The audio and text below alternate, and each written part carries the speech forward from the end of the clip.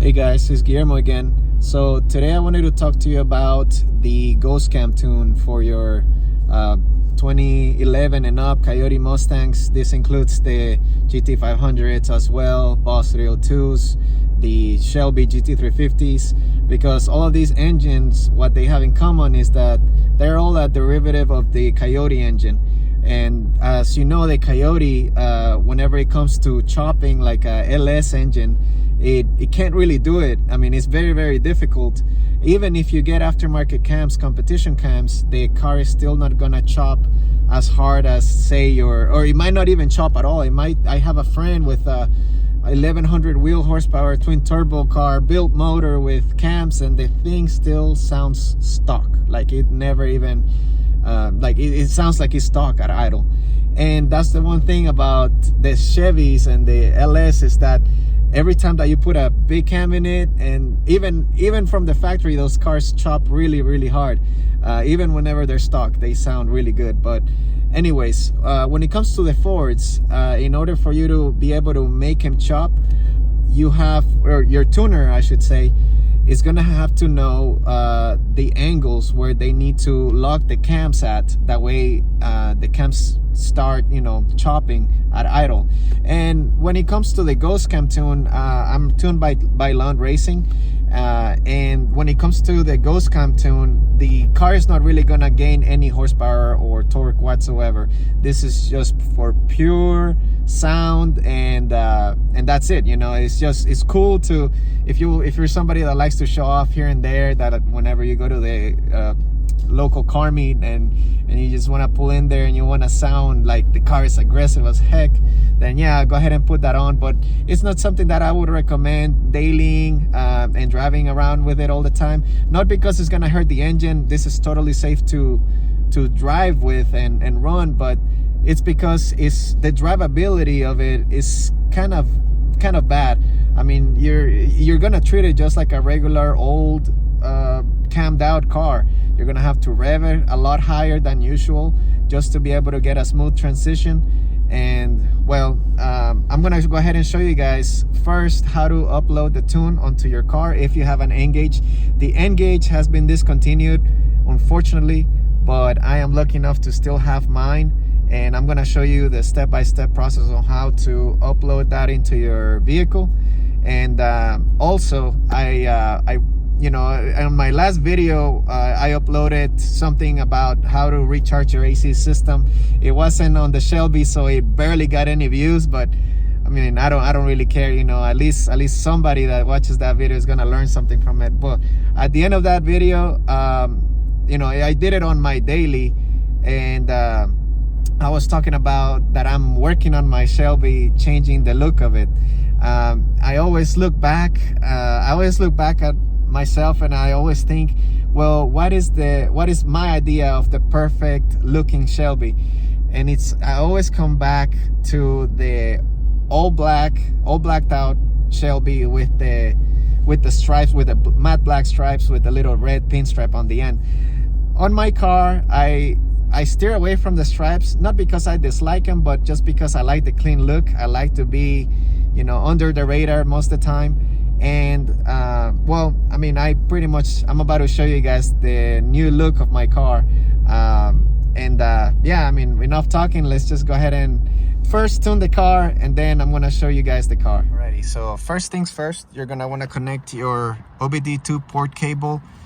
This is gonna be the one that they sell with the N-Gage, or they used to sell. Like I said, the N-Gage is discontinued. Now with the vehicle's key on, not with the engine on, you're gonna grab your N-Gage, connect it. One second. You're gonna connect it, and then it's gonna be turning on. Obviously, like I said, I am tuned by Land Racing. The car is on E85, so I asked them to send me the E85 configuration for the Ghost Cam. So you're gonna, exit. This is the main menu. Go to diagnosis. Actually, I'm sorry. You're gonna go to tuning. So tuning, and then you're gonna do low tune. Then so right here I have E85R, which is just E85 the one that I always run. Then we're gonna have the Flex, and the last thing I'm gonna have is the E85 cammed GT350. So we're gonna go ahead and click yes, flash this tune, yes. And like I said, guys, the car key is on, but the car is totally off.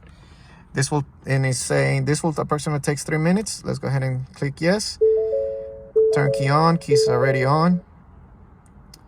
And then we wait for it to do its thing. It takes a minute, but it'll alrighty. So like I said, after a little while, for me it was about 30 seconds, this is gonna turn on, and it's gonna be basically showing you how it's loading the tune. You want to make sure that you don't unplug anything, you don't mess with any buttons. You just literally either sit in the car and don't do anything, don't touch the pedals, don't do anything, because this is going to be very, very delicate thing. And if, you know, for some reason this was to lose communication with the ECU of the car, then, you know, it can actually erase the tune, or you can even end up breaking your computer. So you gotta be very, very careful, be mindful of that. So, you know, it's very easy. So I think anybody can do it. Just something important to mention. Alrighty, so now after I've uploaded my tune, you're just gonna give it 10 seconds. It tells you to give it 10 seconds. Let's go ahead and turn key off. And before we start it, I want to go ahead and show you guys the car, because I think it looks amazing. And let's go ahead and get into that. Alrighty, guys. So as you can see, the car is completely different than what it used to be. I've always been, like I said, I've always liked this color combination, the black car with the little hints of red. I'm still not sure about the stripes. I obviously love the way it looks, just like this. It looks super clean, not overly done, and like I said, it's still under the radar. That's the way I like it. You know, it wasn't a hard decision at all. I had two colors in mind. I had either a slightly darker race red version, because I really like red cars too, and then obviously I had the blacked out look in my mind. And when it came down to it, you know, I thought about it for so long, for a couple weeks, and even though I like both colors a lot, the color that I was 100% sure about was the black. The reason why I wasn't too sure about the red is just because in some whenever the sun is out, it looks so good. But whenever it's on a cloudy day, it can actually look somewhat orange. I'm not a huge fan of orange, unfortunately, so I wanted to go ahead and stick with the red, with the blacked out look. So I'm gonna go ahead and give you guys some close-up shots, that way you guys can. So this is it, guys. I mean, the car looks so aggressive, even more than what it was before.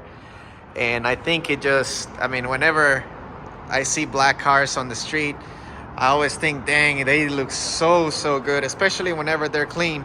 Obviously, I know that blacked out cars are gonna be a little bit more hectic to keep clean, which is not a big deal. I'm gonna ceramic coat the car, and the you know, it's gonna be always protected. It's always gonna look this good.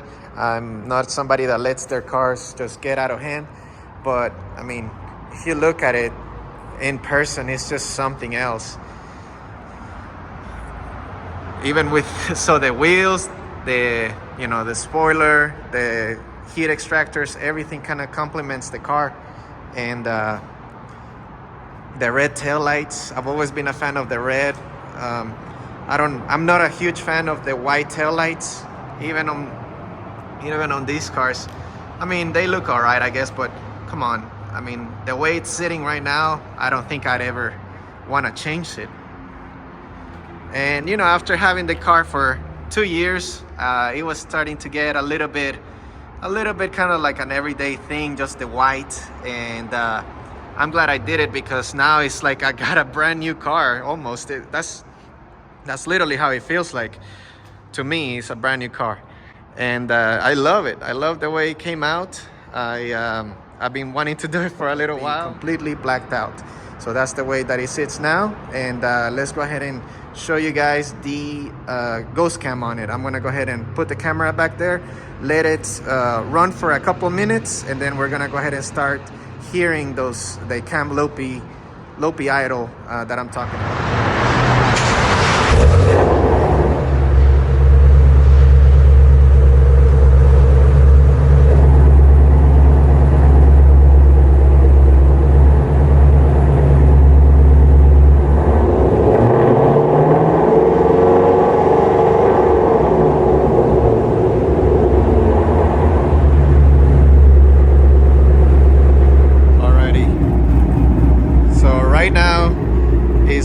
At first, as soon as you start up the car, it's not gonna do it unless the engine is completely warm. And because my car had been sitting for about 10 minutes, it didn't want to do it right away.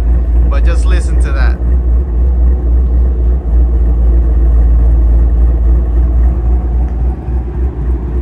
Now, keep in mind the exhaust setup that I have is not super aggressive.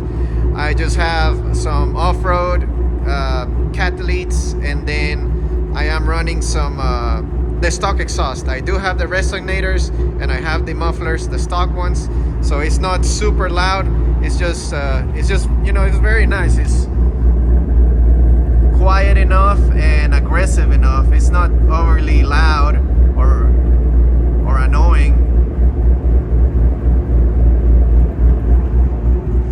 And you know, thinking about who actually invented this and who came up with the idea of a lopi idle tune. If you think about it, and if you know your Mustangs like I do, it was actually Ford, because back whenever the 2013 Boss 302 came out, they gave you two keys. They gave you the black key and the red key, and whenever you use the red key, which is for track use, you'd notice that the car will actually start chopping, just like mine is right now.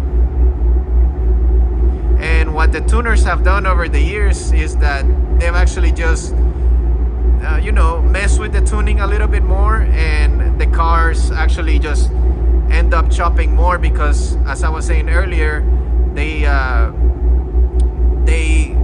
phase the cams in a certain degree that, you know, I don't know what it is, but they end up shifting the cams in a way so that they, you know, overlap each other, and that's how you can hear this, you know. Now, whenever you start driving, the car is gonna drive not that great, so I don't suggest driving with this type of cam. I'm gonna show you guys what I'm talking about. So you wanna, you know, just move forward from a stop. You can't just start going like normal. You gotta rev it a little. And see, even then it's like very jumpy, and unfortunately there's nothing you can really do about that, because like I said, this will drive just like a cam car would. Very jumpy and very, very hard to drive. And my car has the RXT clutch, which makes it even harder. As it is, it's already hard to drive. So just keep that in mind, is if you run this tune, try not to daily it, because you're gonna get tired of it very, very quickly. And last but not least, like I said, if you ask your tuner for something like this and they give it to you, don't be an a-hole and start hitting them up on the backside. Hey, can you please perfect my tune? I need my car to drive like stock, but I want to run this tune all the time. Because this tune is for nothing other than just for show. So there you guys have it. That's how you tune the car for the cam, the E85 cam lopi idle. And then I hope you guys like the car. Let me know in the comments if I should add the matte black stripes, or just leave it like this. I'm leaning towards just leaving it like this. I like the way it looks. But anyways, thank you guys for watching. I will be trying to make another video on Sunday, because I have another autocross event. Still running the freaking Michelin Pilot Sport 4S tires, because they have a crap ton of life. I'm about to show you. They have a whole bunch of life. And if you know anything about these tires, is that these tires are super expensive, and I don't just want tires to be sitting in my garage for a little while. So I'm gonna run through them, get my money's worth out of them, Same thing with the backs. They got probably about 6:30 seconds, which is decent. So yeah, I'm gonna be running this for a little while longer. So thank you guys for watching, and I'll see you on the next one.